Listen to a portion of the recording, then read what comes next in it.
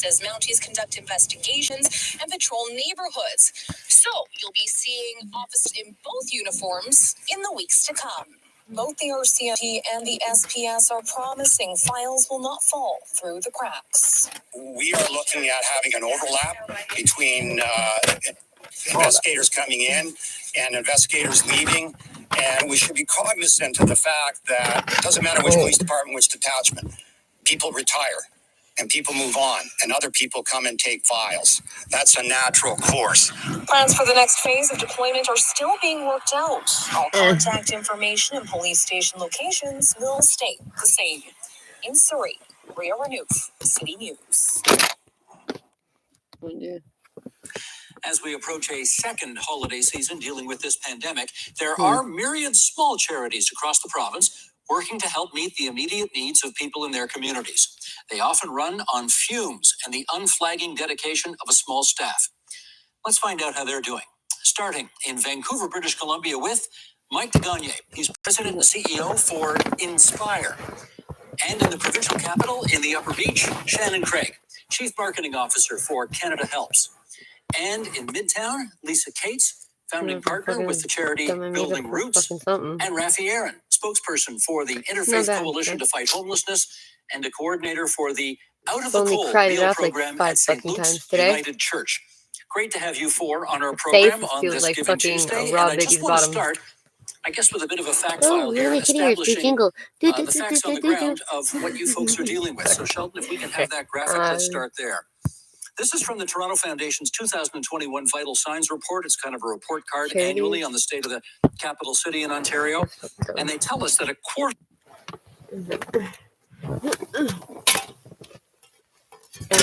To clean up my car for old lady who is like my grandmother, basically. I should have just said Nan. That would have been more simple. Cabin in the woods.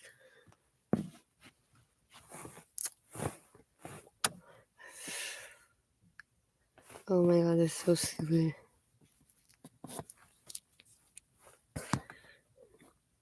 I literally can't find anything. I found a cute little lemon that needs attention.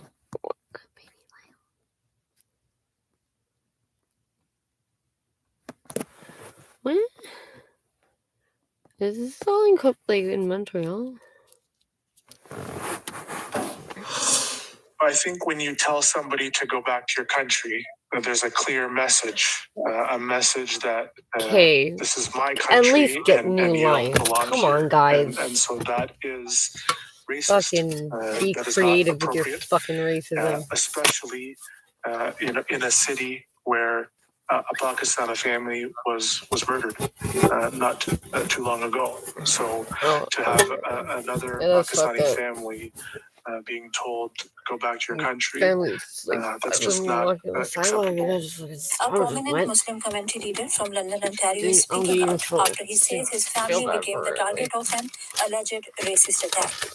According to Nawaz Tahir, on Sunday, November 28th, his father, sister, and brother-in-law were in a local Costco parking lot, waiting for a spot to open up.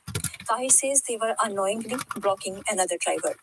Tahir says the alleged attacker began honking his horn, got out of his vehicle, and started punching the windshield of the vehicle that Tahir's family was in. He even attempted to drag Tahir's 75-year-old father out of the car. So thankfully, there were some bystanders that were there that intervened, including some Costco employees. But during this time, this crazy man people were yelled at my family, go back to your country. Tahir says no charges were laid on Sunday, with police initially saying the incident appeared to be a consensual fight rather than assault. Media relations officers from London police have now confirmed to us that an adult male has been charged with one count of assault. Really crazy. This comes just a few days after Muslim organizations released the Our London Family Act, calling the province to pass legislation to fight Islamophobia vigorously. We came up with 6 key areas that do require change here in Ontario. But one key area that I would like to mention is the need for an Ontario hate crimes accountability unit. When Muslims or individuals, racialized individuals do report a hate crime, either they get dropped or charges are never laid. So this showcases the need for an Ontario hate crimes accountability unit. And this particular incident just emphasizes that need for. This thing with the children. Muslim commentator Relaying Nawaz Tahir important hopes that information, different like, interfaith communities can come together to understand each other's religion and cultural values better. Reporting for City News and Omni News, I am Anurith.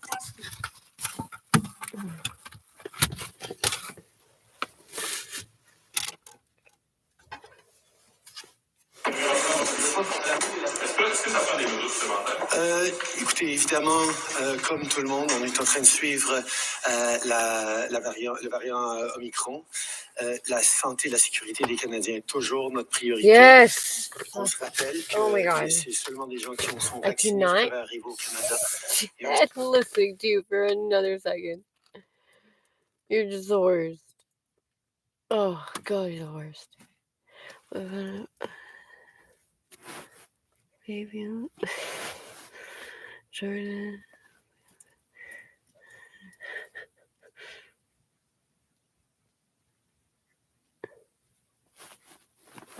What the fuck?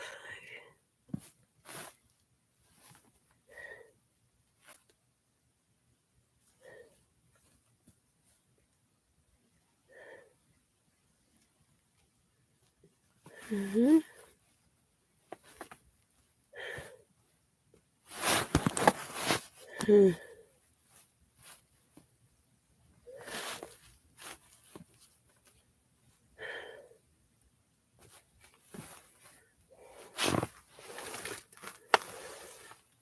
I can't fucking read. I'm fucking illiterate. Breakthrough science, conservatives. What?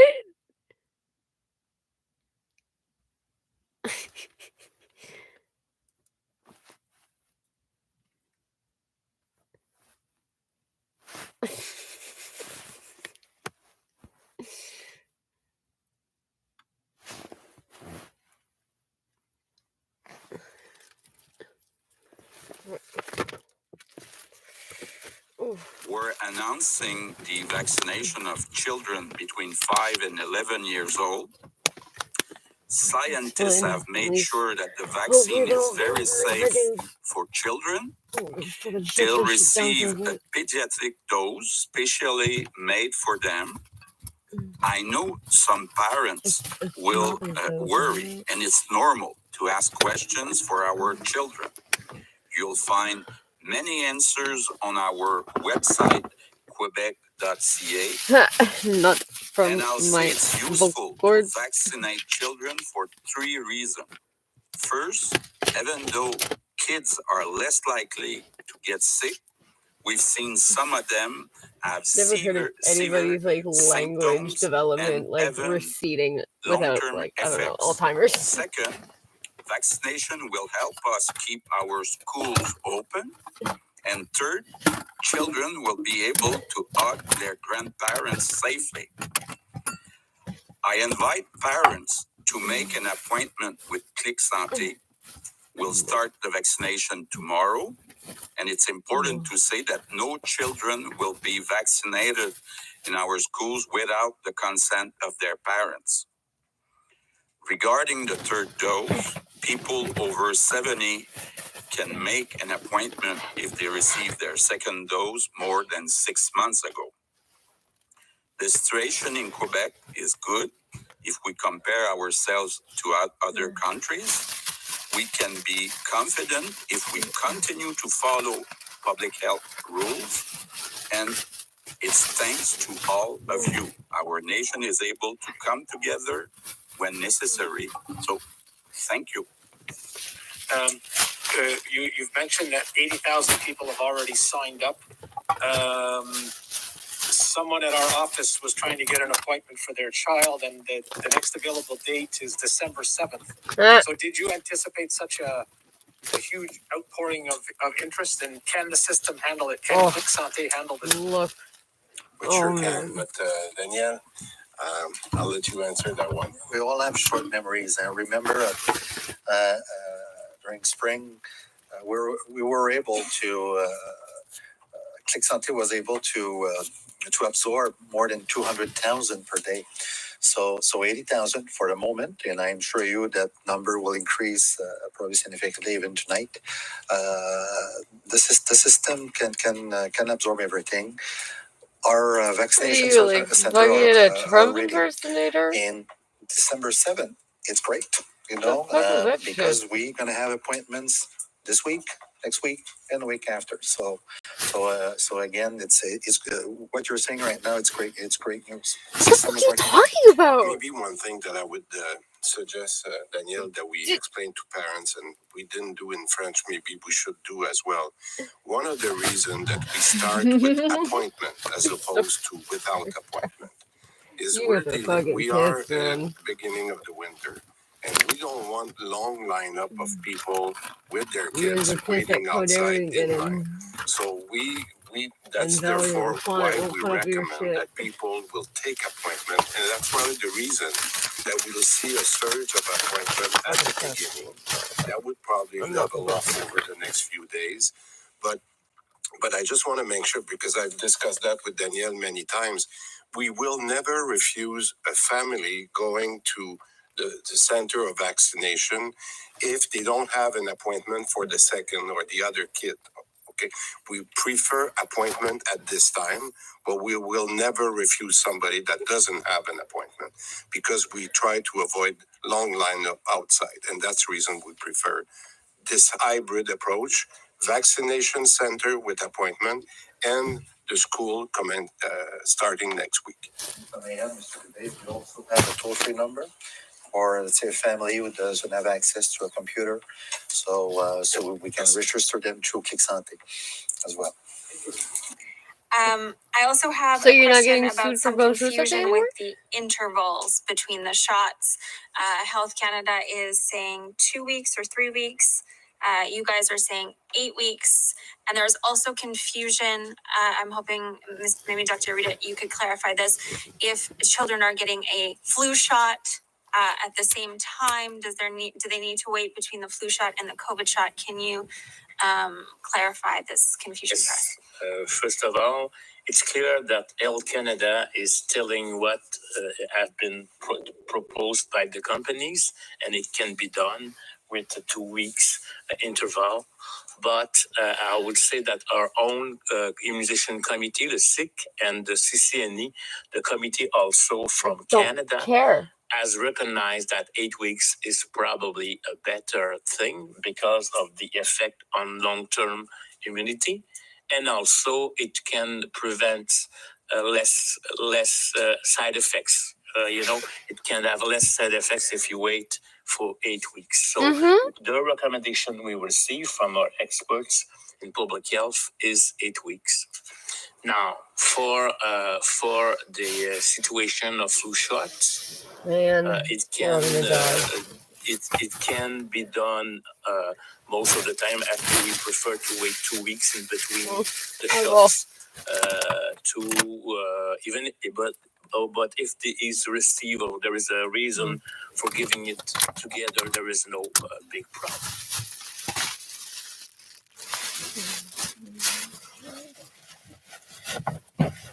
No, cancel. Fucking. How important is it to give the apology?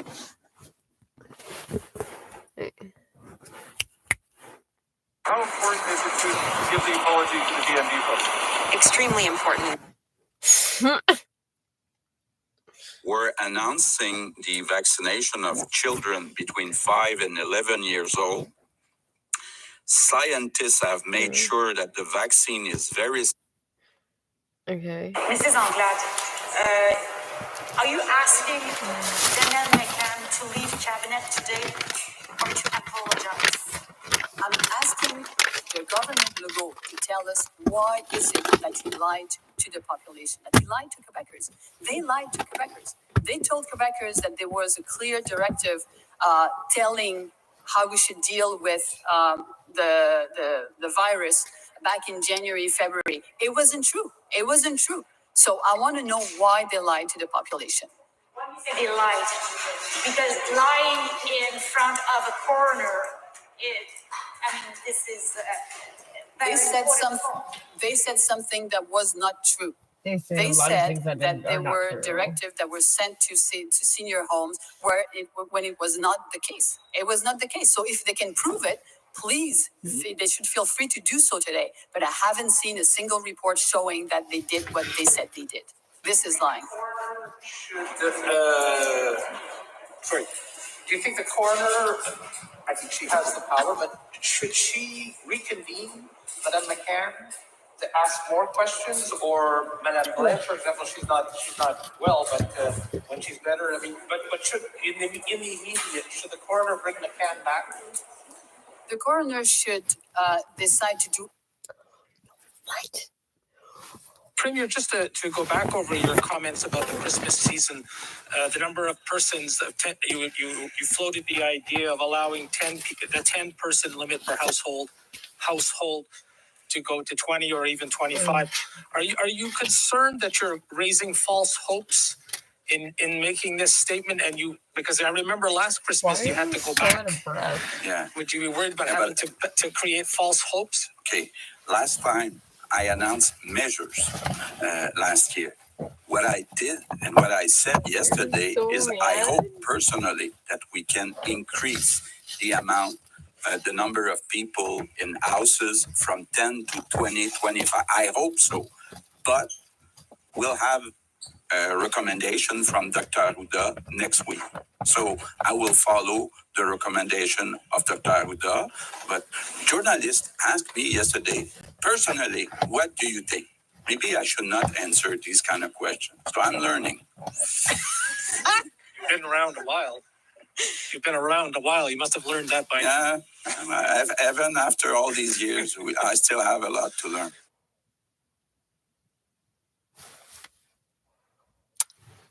Well then.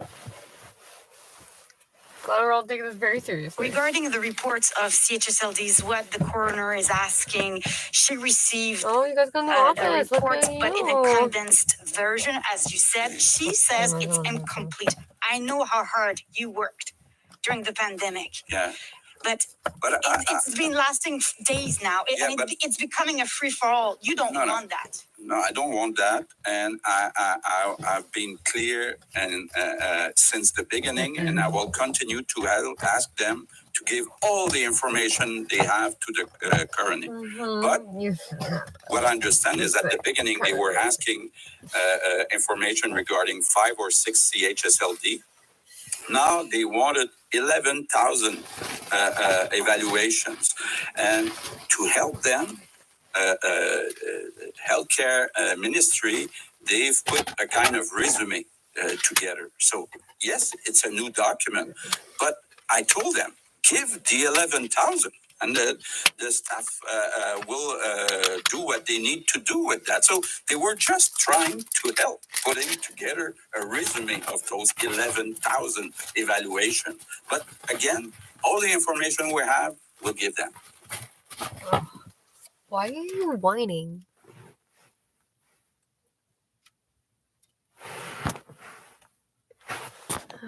Charles Sirois and myself will try over the next months until the end of 2011, try to get people around this action plan. We'll try to complete this action plans, listening to the people. We'll do that through Twitter, Facebook, to also a tourney of regions in Quebec. So what we want to do is try to restart Quebec. We're trying to put a group together with doctors, with teachers, with business people that will try to get the support of the population. And we have to stop financing our programs with borrowed money. We have to increase the health, la richesse, the wealth in Quebec. And how do we do that? We have to invest in education. We talk about it. In innovation through our universities, we talk about it. And we have to decrease income taxes for companies investing in Quebec. And I think at this point, there are two main reasons why we have this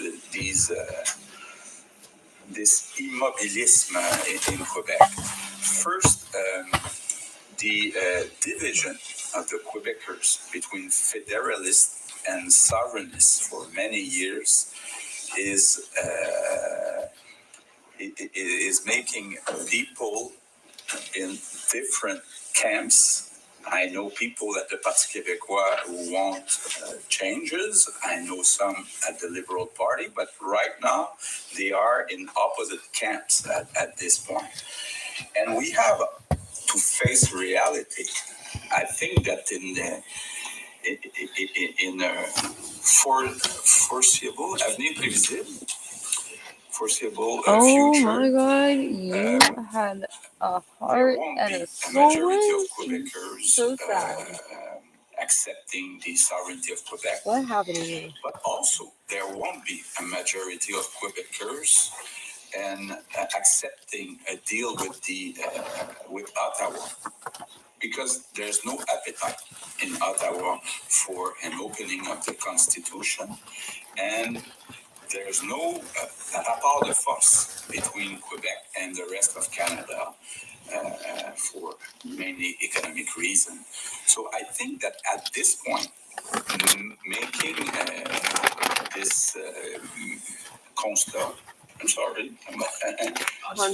observation, we have to find a way to get all the Quebecers together and move on, because we have challenges that are important in the next few years. I think that we should put the people together around a Quebec nationalism, not sovereignty, but making sure that we understand that we are a distinct society, that we have our own culture, we have a distinct language, French language, and it's a plus for all of us, and that we should focus on this and be together to try to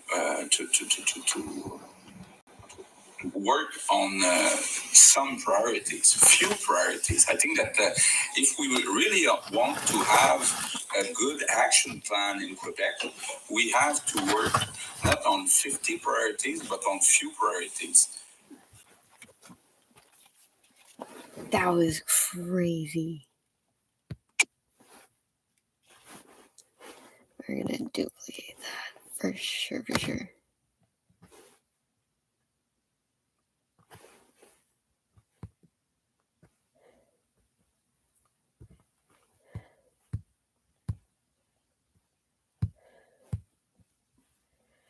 What's going on, E?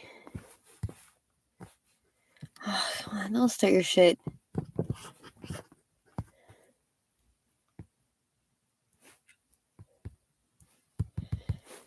Really?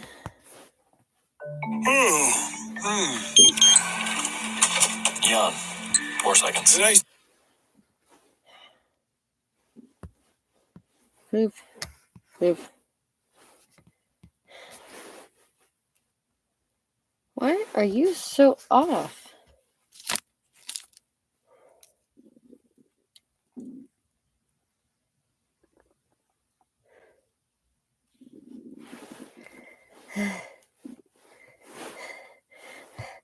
That last one is so fun. There you go.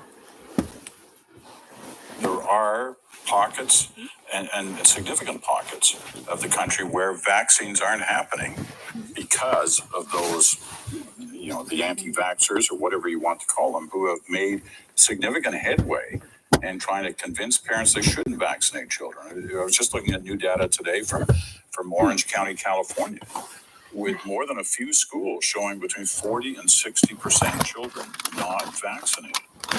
You could say this is we're a victim of success. In the countries where you have measles all the time, nobody gets confused about this. Do you get mad about it? I get more mad about the deaths we're not avoiding. I spend my time on the countries where you still have, in the case of measles, over 300,000 kids dying a year.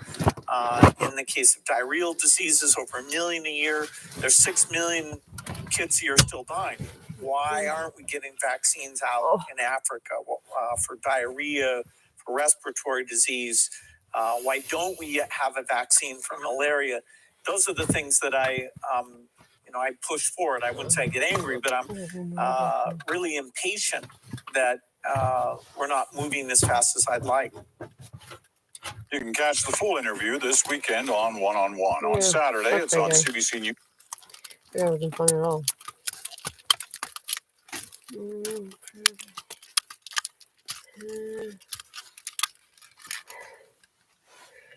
Here, wait. Oh, my tum-tum. Fucking Dominoes.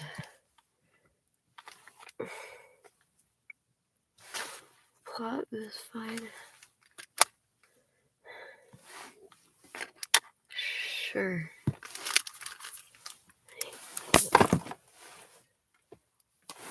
Elizabeth Holmes on the stand in her fraud trial today. Cross-examination by the government that's been building its case against the Theranos founder for months. Federal prosecutors grilled her, shooting pointed questions at Holmes, trying to pick apart her defense. They pressed her about how her startup handled the Wall Street Journal report that first exposed the dysfunction within the company. The lawyers drilled down on what she said were her efforts to suppress whistleblowers who sounded the alarm that the Theranos blood testing machines didn't actually work as advertised. CBC's Scott Cohn covering the trial and live outside the courthouse in San Jose. Scott? Shep, Elizabeth Holmes has testified that there were a lot of things she would have done differently looking back on her time as Theranos CEO. And in 6 hours on the witness stand today, that list of things grew under often withering questioning from Assistant U.S. Attorney Robert Leach. Remember those logos that Elizabeth Holmes admitted she put on pharmaceutical company lab reports, then sent to prospective business partners like Walgreens? It was Pfizer and Schering-Plough. Well, it turns out she did more than just change add the logos. She changed the language, including the conclusion on one of the reports. And there was apparently another company, GlaxoSmithKline, she did the same thing to.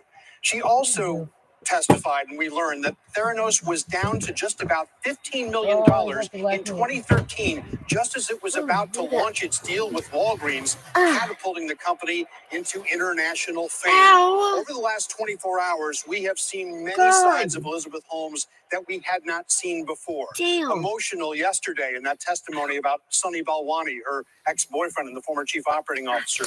Today, sometimes evasive, sometimes contrite, and sometimes emotional under that intense cross-examination from Leach, who took aim again and again at Holmes' contention that her conduct as CEO was the result of abuse by Balwani.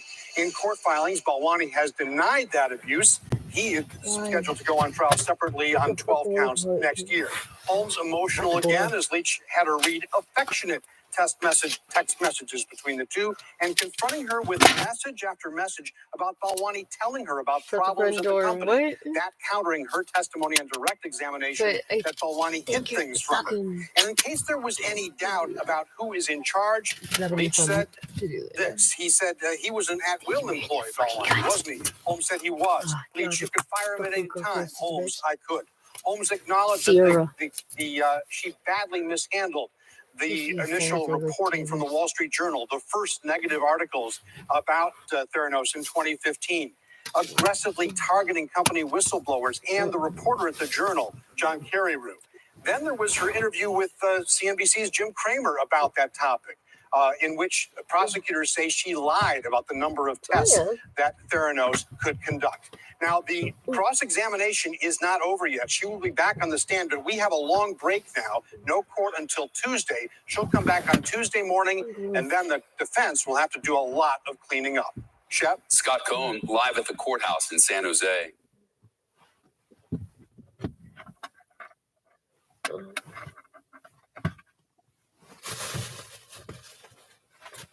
Elizabeth Holmes, the founder of the former health technology company Theranos, faced cross-examination today for the first time in the fraud case against her.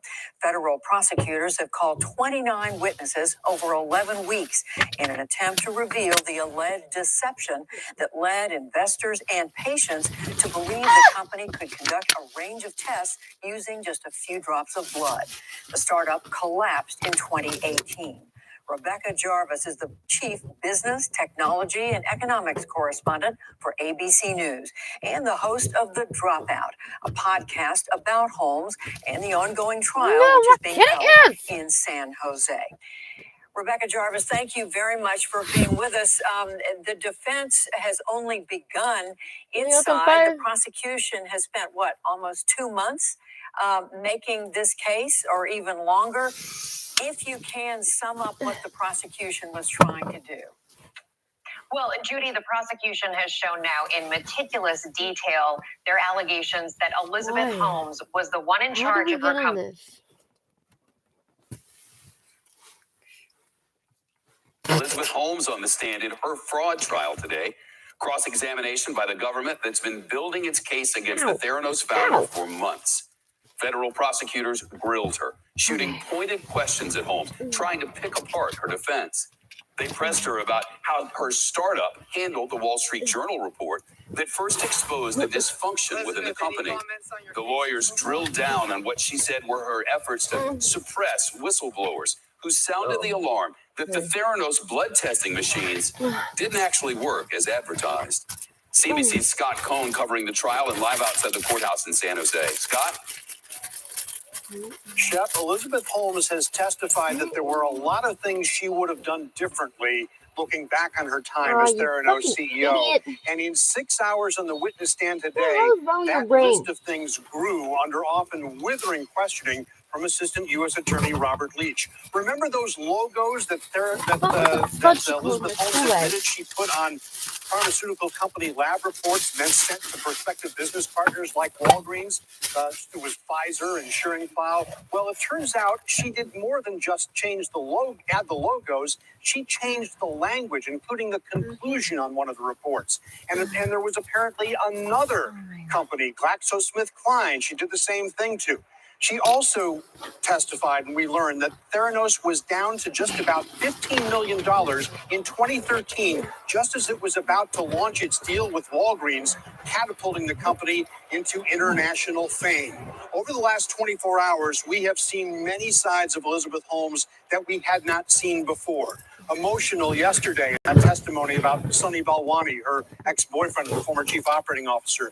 Today, sometimes evasive, sometimes contrite, and sometimes emotional under that intense cross-examination from Leach, who took aim again and again at Holmes' contention that her conduct as CEO was the result of abuse by Balwani. In court filings, Balwani has denied that abuse. He is scheduled to go on trial separately on 12 counts next year. Holmes emotional again as Leach had her read affectionate text messages between the two and confronting her with message after message about Balwani telling her about problems at the company. That countering her testimony on direct examination that Balwani hid things from her. And in case there was any doubt about who is in charge, Leach said this. He said he was an at-will employee, Balwani, wasn't he? Holmes said he was. Leach, you could fire him at any time. Holmes, I could. Holmes acknowledged that she badly mishandled the initial reporting from the Wall Street Journal, the first negative articles about Theranos in 2015, aggressively targeting company whistleblowers and the reporter at the Journal, John Carreyrou. Then there was her interview with CNBC's Jim Cramer about that topic. In which prosecutors say she lied about the number of tests that Theranos could conduct. Now, the cross-examination is not over yet. She will be back on the stand, but we have a long break now. No court until Tuesday. She'll come back on Tuesday morning, and then the defense will have to do a lot of cleaning up. Shep? Scott Cohn, live at the courthouse in San Jose.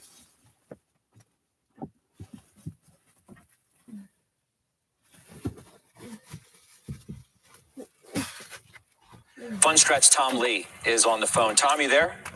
Yeah, I'm here, Scott. You know, Tom, yesterday you were out with a note, buy the dip. Today you're out with a note, buy the dip. Why are you so sure? I mean, days like today are tough because, you know, markets don't like uncertainty. Omicron and then the Fed's comments are a surprise to markets. But I think investors have to think about what matters more to the economy and markets in 2022. And I think the Delta and Omicron, these viruses really only do flesh wounds to the economy. But the fact that inflation risk is cooling, and it's part of it is because of these border closures. And I think even Powell's comments are really cooling the inflation risk. If you look at the break-evens, they've fallen a lot. I think if inflation is less of a problem in 2022, that's actually a tailwind for markets. So I'm still in the camp that, I mean, it's unfortunate to see us make new lows, right? Because we should have been just testing the lows of Friday, but we're actually breaking lows. But I'm encouraged by the fact that even though VIX is surging today, it's not even making new highs versus Friday. So I just think markets are at a buyer strike. People are, waiting for the dust to settle. But if you're an investor, this is the time you want to actually be buying these shares coming out of panicked hands. So it's awful. Like today is just horrifically bad. But I'm still in the camp that you want to buy this dip. Deegan?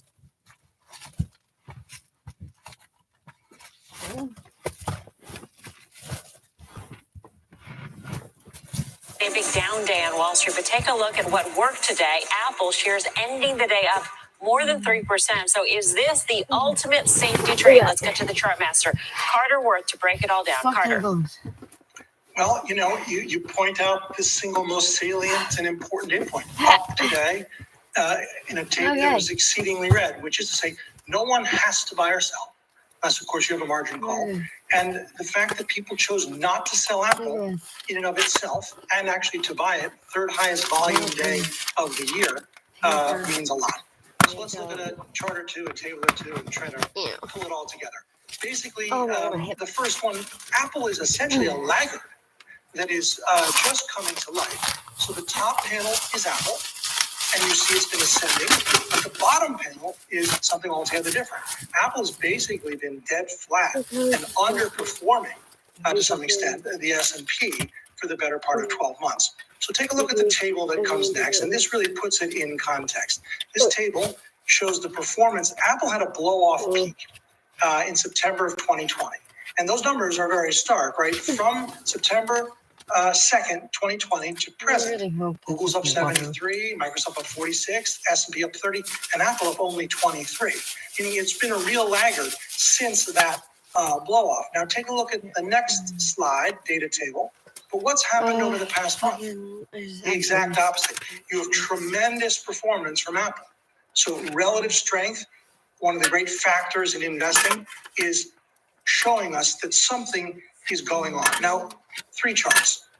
An Apple chart that picks up the COVID low, no judgments or annotations by me. Next chart, let's draw some lines.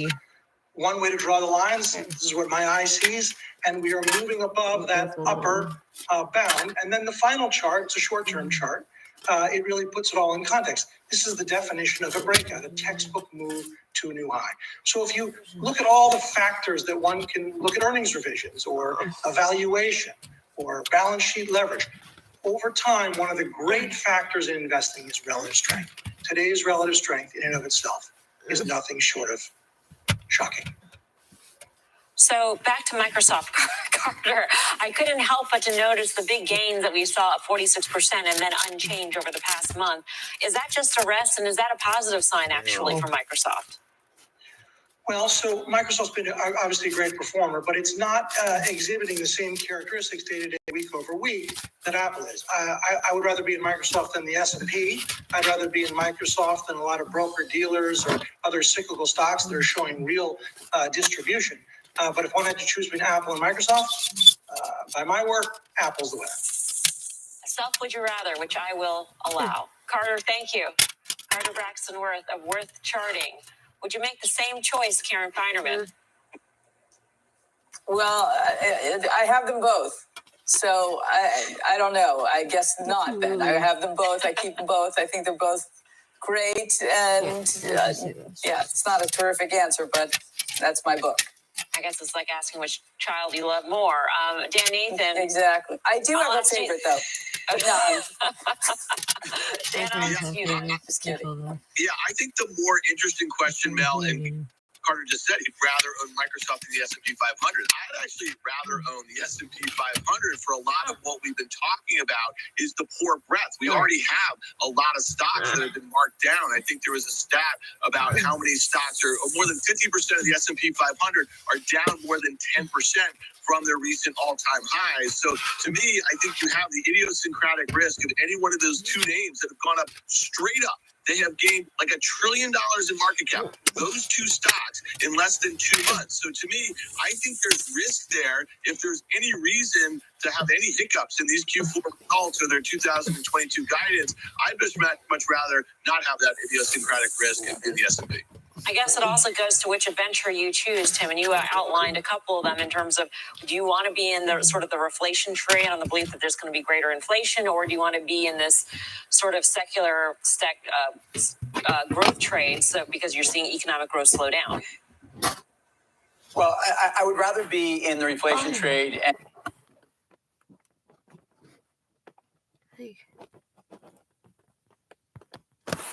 aren't you like supposed to be like this amazing algorithm? That is all doing shit.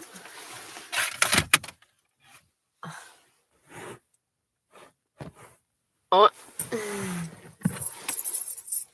I'm sorry, I'm going to have to go back to the 5 to 11 vaccinations. Health Canada has just approved it, and I was wondering if you could tell me a little bit about the logistical challenges and the timeline for rollout from your end. Yeah, we'll provide more details next week because I would like to make sure we understand. We just received the authorization from Santé Canada from the 511, but we still need to have the confirmation and I would say the procedures by what we call the CIC, the Comité d'Immunisation du Québec. Usually, as it has happened in the past, in the last 2 years, they follow with specific comments in the following days. And I know they're prepared to do so because we have been expecting this decision. So I think that I would say hopefully mid next week, if everything goes well during the weekend, we should be announcing the details the way we will vaccinate. But I think I want to reassure the parents that are expecting this news that we will provide in parallel. We'll vaccinate in the schools for the parents that would like their kids to be vaccinated at school. But we will also make sure that our big center of vaccination will be available for parents that would like to be with their kids when they get vaccinated. So it will take a little bit longer because then when you need to be on the spot and you need to, but I think that's the right thing to do. And so we hope, and I think with the experience that we have and the staff that we have, that we could have all the roughly 700,000 kids be vaccinated before Christmas. Right. And my follow-up question is actually coming from an actual kid, aged 5 to 11. He's wondering if you'll need to present proof of vaccination to go to Leasentag or dances or go to a movie. And will it be required that kids aged 5 to 11 will have to comply by vaccination passport? That's not our objective. I think that we're concentrating on having those kids vaccinated, but we don't see a link with vaccination passports and that sort of thing. I think that at that age, we rely that they will be with their parents. I think we need to keep the system simple. Vaccination is mainly for adults. And that's our approach. So that they won't be subject to vaccination. I don't think so. I don't think that's, well, first, it's always a demand from public health, but I haven't heard any specific demands with this requirement for kids. Really?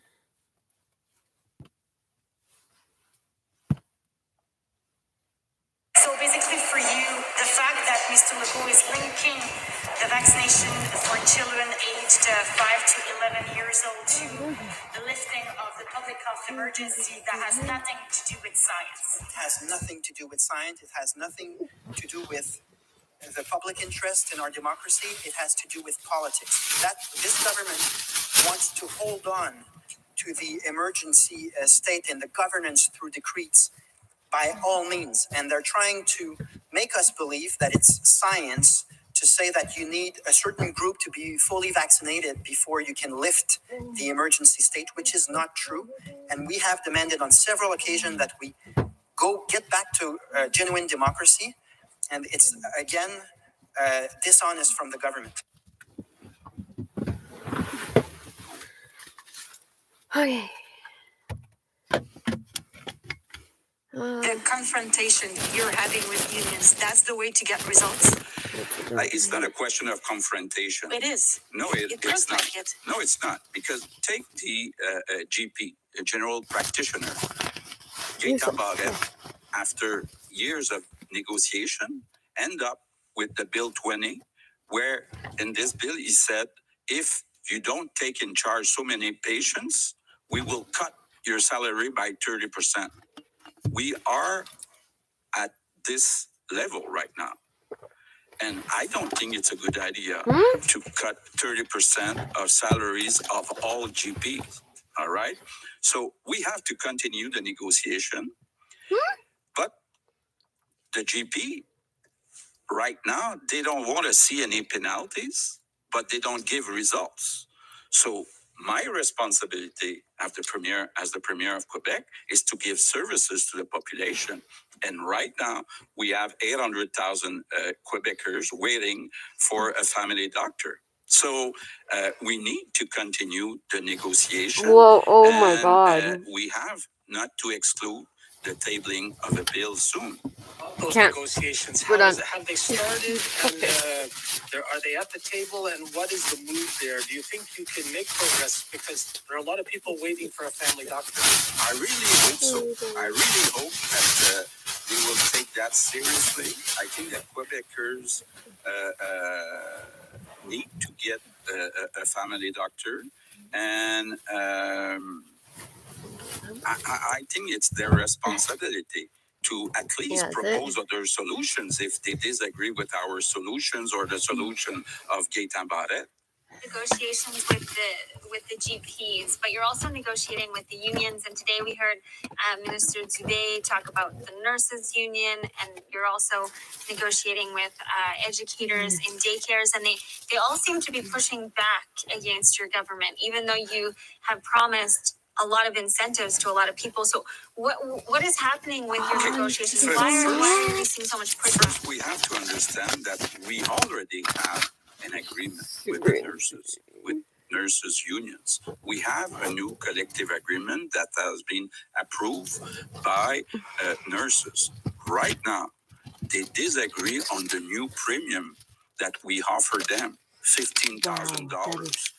And the main reason for that is because they would like that we offer this premium, this full-time premium, to 300 employees that are working with the unions.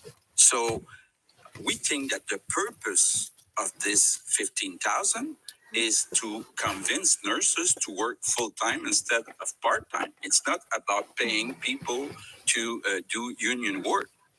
Yeah, I think with the daycare worker, we're very close to an agreement.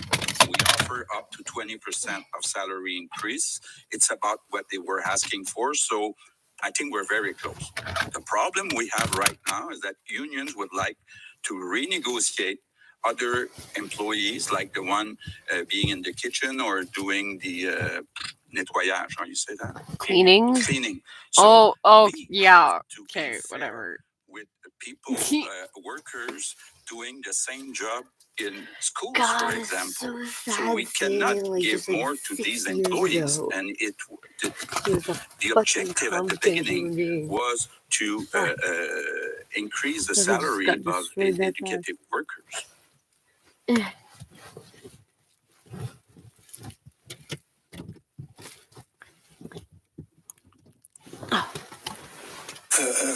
We have a government here in Quebec which seems to be of the opinion that whenever they lift a finger for First Nations, they're doing us a favor. This is what the chiefs around me see. And I think chiefs are mature enough. They can do business. They look at the economic potential of their nations, expecting to be taken more seriously. That's really what it is. This is not what they heard this morning. We sort of see the same pattern repeating itself. A government that will make announcements and polish its image. Keep getting fucking beat the fuck up, and they guys keep being like, And then hey, I the guess we'll try it onus will again. be on us Trying to to fuck things up this time. again, demonstrate that good faith. So it's a very vicious cycle that we find ourselves in. And again, I said, he has time, to meet with two people from the media, but he's limiting our chiefs to 3 questions. Beyond the geopolitics with our nations, within Quebec, we agree on 4 key pillars. Number 1, the fact that we can also manage major projects on our territories. Number 2, that there's an obligation to get the consent by our peoples whenever a major project is taking place on our traditional lands. Number 3, that we're also concerned about the climate, as we should all be, as a society.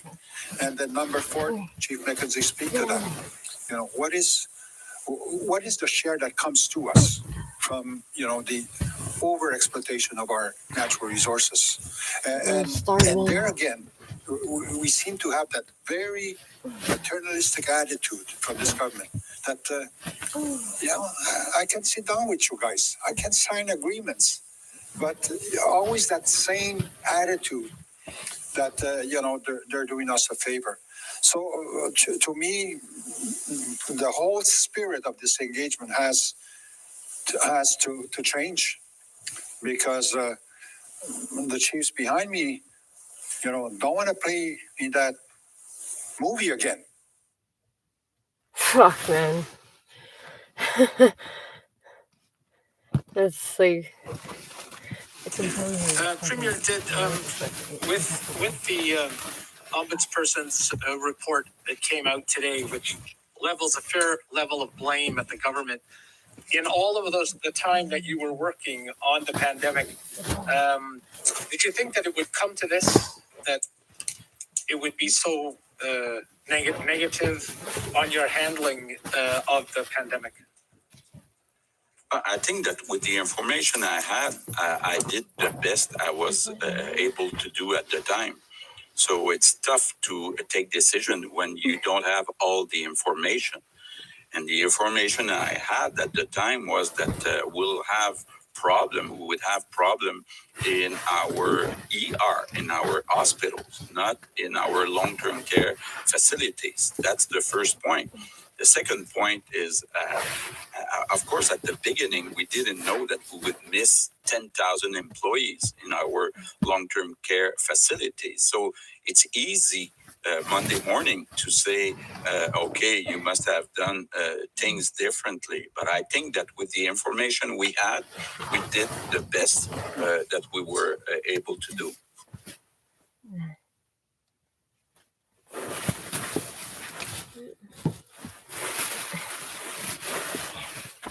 The inquiry that's being led by the coroner right now is a very important inquiry to all Quebecers, but to the family members of the 4,000 Quebecers who lost their lives during the first wave of the pandemic in our long-term care facilities. And government is not just playing fast and loose with the facts that it's giving the coroner, but it outright lied under oath to the coroner last week. We had a sitting government minister lie to the coroner last week. She was publicly shamed for it by the Protectrice du Citoyen. The government this week is giving one version of the data that the coroner needs to her, then changing it, then making documents on the fly to provide to her. I can understand why the coroner is showing a certain frustration, a certain exasperation, and the Quebecers deserve the truth on this one. This is a situation, an unprecedented situation where 4,000 people, 4,000 Quebecers died in the government's care. And there is a duty to give the truth as to whether we could have done better, as to whether we could have put additional measures, as to what conditions these people died in. And there is no acceptable reason not to give the full truth to Quebecers, to give all the documents necessary for her to be able to conduct a thorough inquest.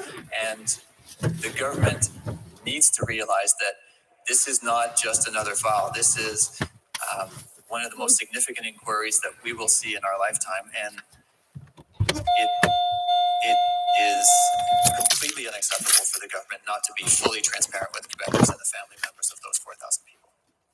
I think Madame Kamel is doing everything she can. She's doing her best, just like Madame Castonguay is doing her best.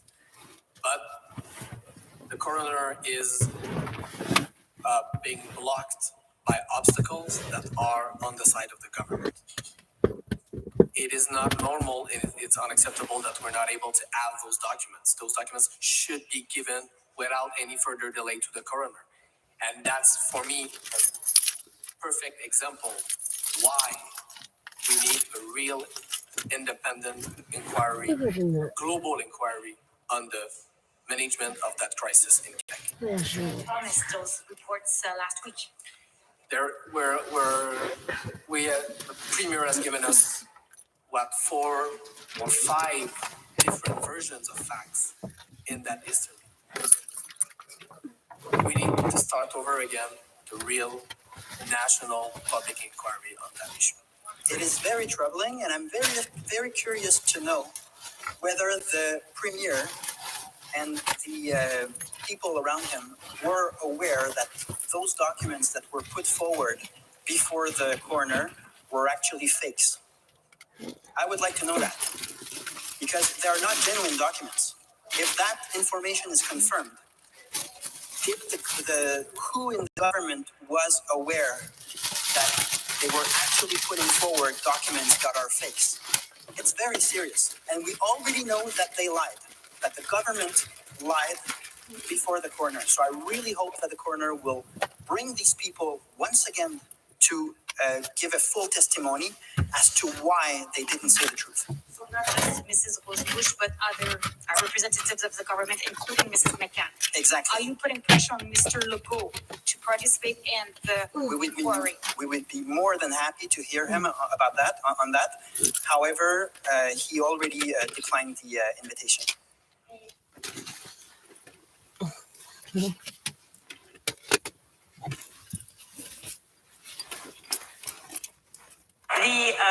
With the coroner's inquiry and Thomas Gervais' work, citizens, Quebecers may realize that documents are missing.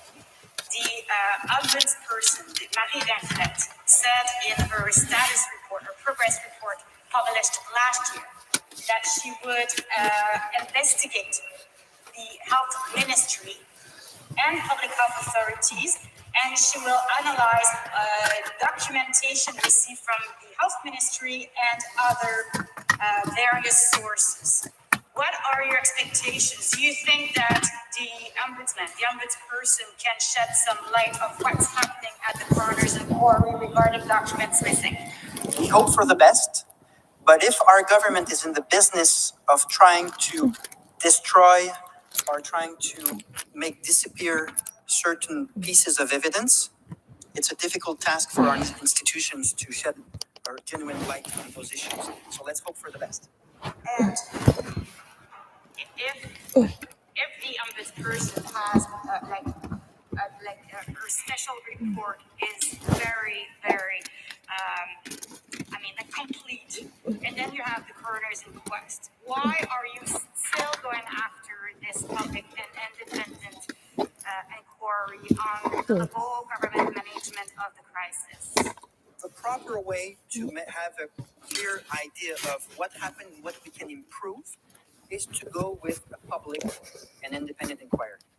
The government has been trying by all means to avoid that process with other process.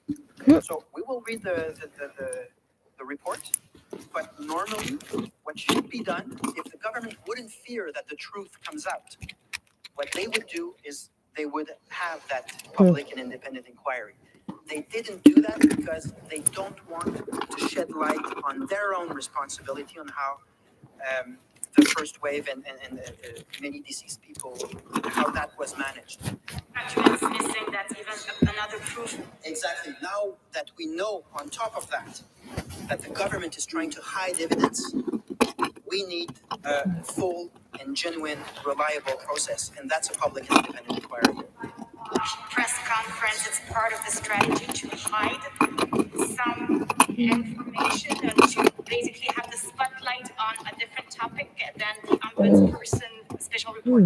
For me, we are before the same strategy, whether it's today's 5 o'clock press conference or the Nordiques now that they have a minister, or the François Legault spending a full day at the Montreal Canadiens to score goals in an empty net.